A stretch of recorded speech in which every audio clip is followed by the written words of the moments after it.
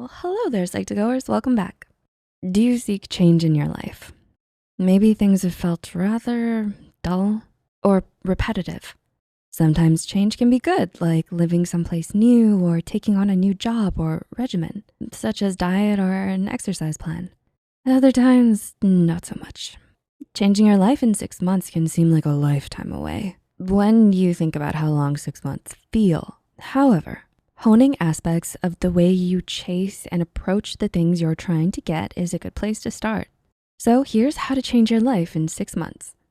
Number 1, defining your goals. Have you ever written down the goals you want to achieve? This may sound like a very obvious first step, but in a study conducted by Mark Murphy, it has been shown by neuroscientists that by writing down your own goals, you become more easily capable of visualizing them, and thus more likely to retain and remember why you're doing something.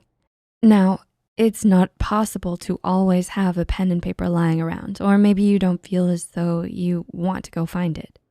But as you are seeing this, see if you can find a pen and paper, or open up notes in your device and write down what exactly it is that you want.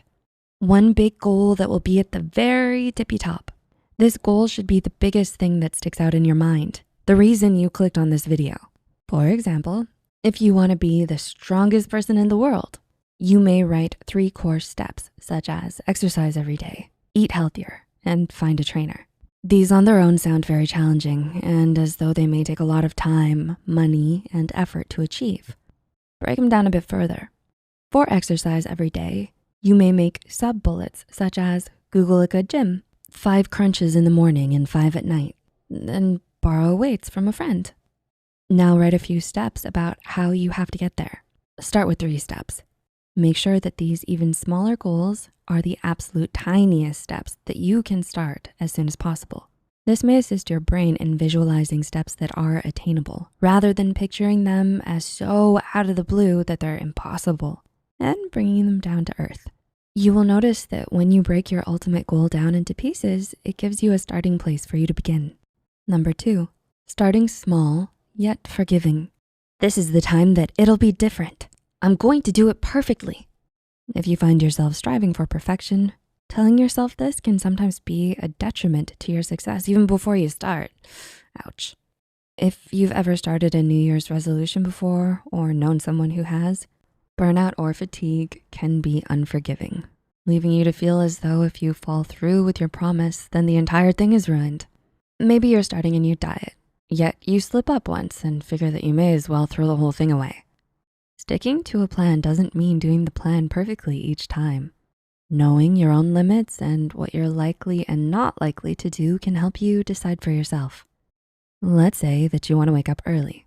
It won't be very helpful if you set your alarm clock for 6 in the morning, despite having slept at midnight the day before. Instead, try to be more understanding of yourself in the same way you would understand a family member or friend. Setting an alarm for 7:50 in the morning may not seem like a grand change that you were expecting, but the longer you wake up at 7:50, the more you can inch the time back once your new wake up time becomes 7:50.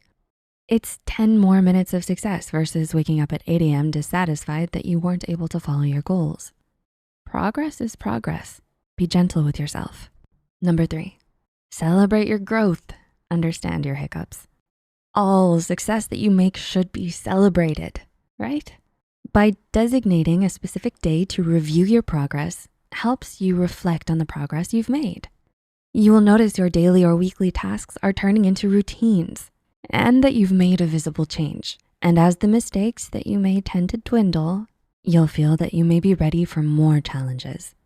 Tricking your brain into thinking very difficult tasks are part of your everyday life, you are actively increasing the amount of change that you can introduce into your life.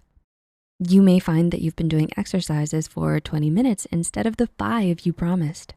If you notice that it's something that you're able to keep up, then relish in your success. On the flip side, if you have found yourself skipping daily habits or steps every so often, analyze why they aren't quite working.